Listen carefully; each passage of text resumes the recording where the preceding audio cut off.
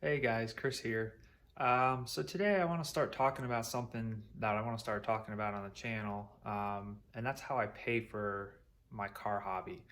Because I think a lot of people like cars and they want to do stuff with cars, but it's probably one of the most expensive hobbies you could pick out of anything. So for a lot of people, it's challenging as to how you would pay for it.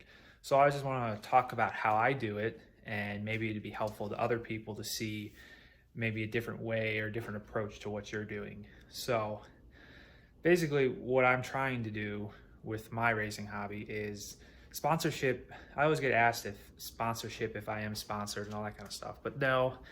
I mean, there's a few people that are sponsored in racing in general, but the vast majority of people are not. There's just not sponsorship like people think there is.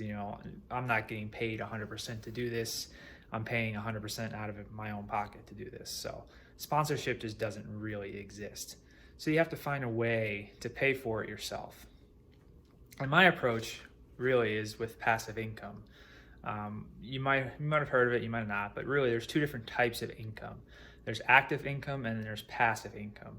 So active income is where it's like your normal job. You go to work, you do something, you're active, and then your company pays you a salary, or maybe an hourly wage or whatever, but they pay you for going and doing something. Passive income, on the other hand, is more of like you make an investment, right? You purchase something, you make an investment, you buy some asset, and then it earns income for you while you don't really do anything.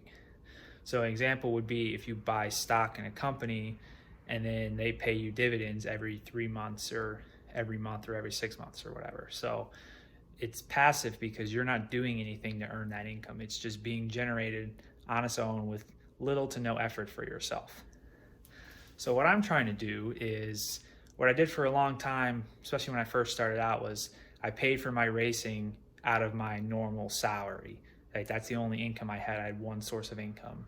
And it worked okay when I was younger, but now that I'm older and I'm married and have a house and a baby and all that kind of stuff, there's a lot more bills than there used to be compared to 6 or 7 or 8 years ago. So one income doesn't really cut it as much as it used to.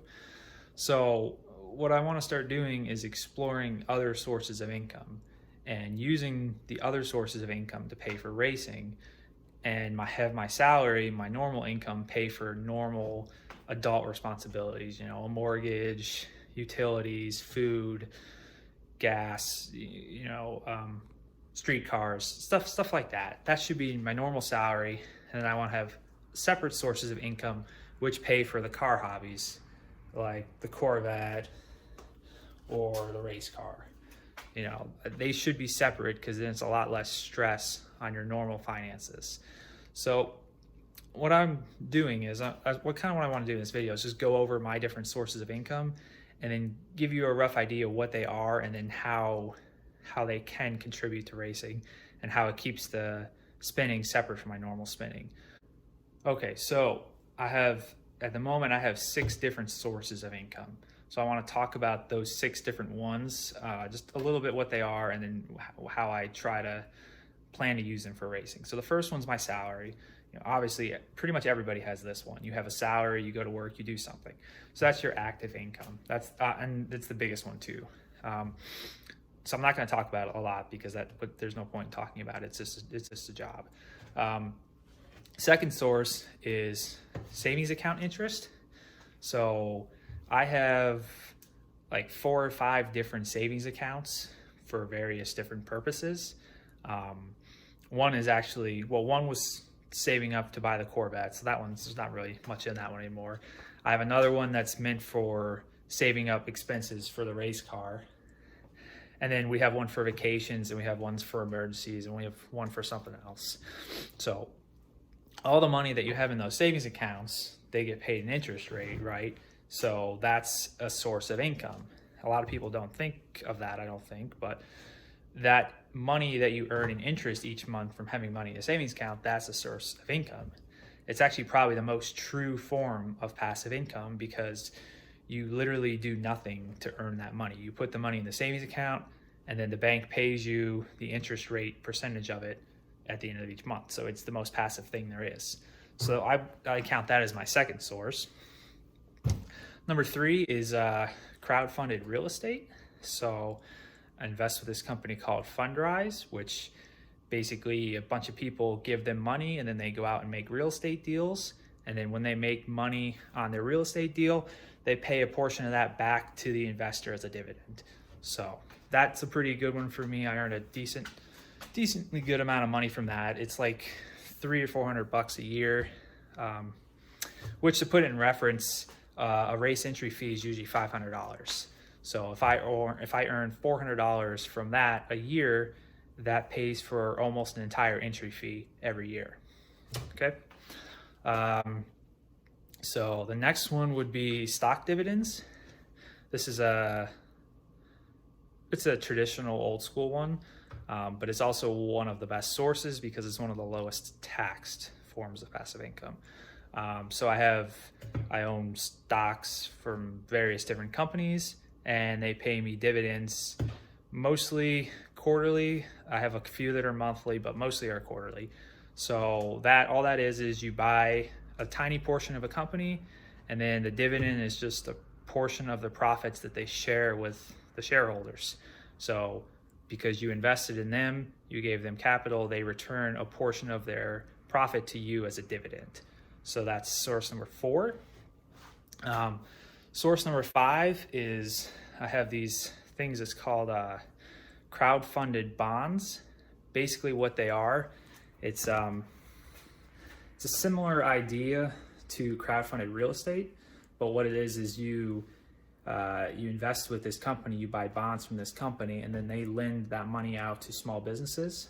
So like, I don't know, any kind of small business. They don't really tell you what business it is, but they use the money, they lend it to small businesses, they charge those businesses an interest rate, and then when they get the interest from the businesses, they give a portion back to the people that invest by buying the bonds. So that's a pretty consistent source of passive income. That's my 5th source. And then the 6th one is rental income. We excuse me, we rent a room in our house out to a family member. So that is a source of income. It's it's like if you had a rental house and you rented it to somebody, you'd make money off of having the rental house, but we just rent a room in our house. I want to get a rental house eventually, but I don't have one right now. So that's source number 6. So those are the 6. I think that's probably, maybe people have those and they don't really count them as sources of income, but you should, right? Because it's money coming into your pocket.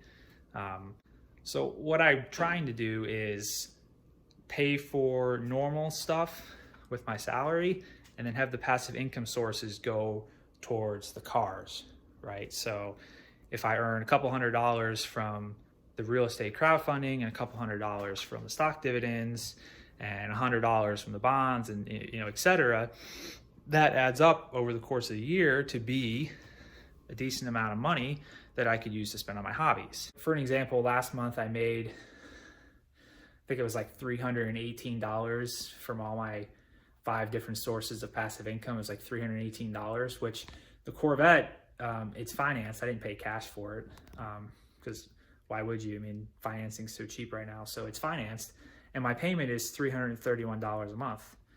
All right, so I earned $318 in passive income, and my car payment is $331. So essentially, the money that I earned from these investments is it's just right there to paying for the car. So that's awesome, right? I don't have to take $331 out of my normal salary, which goes towards a mortgage and goes to utilities and goes to all that stuff.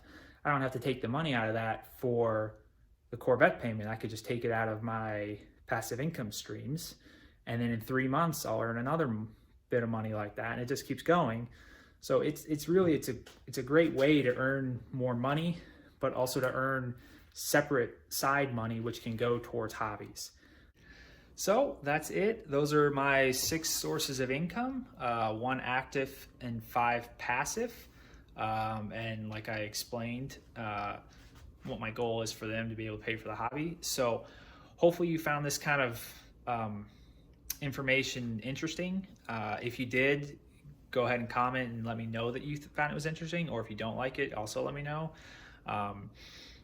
All this kind of personal finance stuff, I basically self-taught myself this the last couple of years, so I'm not like a financial advisor or anything like that. So take it all with a grain of salt, but it's my opinion of what I think is a good way to approach paying for a car hobby. So if you find it interesting, let me know. You can also go ahead and subscribe, because I do plan on making more videos like this. I think it would be interesting to see real examples of how these income streams work and then how they can be applied to racing. I do need to take better account of what I spend on racing. I don't really pay that much attention to it like I should. So I want to try to like write it down in more detail, and then I can say I spend Y, but I earn X, and I can go through how these streams would eventually pay for racing and give you more details. So hopefully it's informative. Hopefully it's interesting. Yeah, that's about it. See you guys soon. Bye.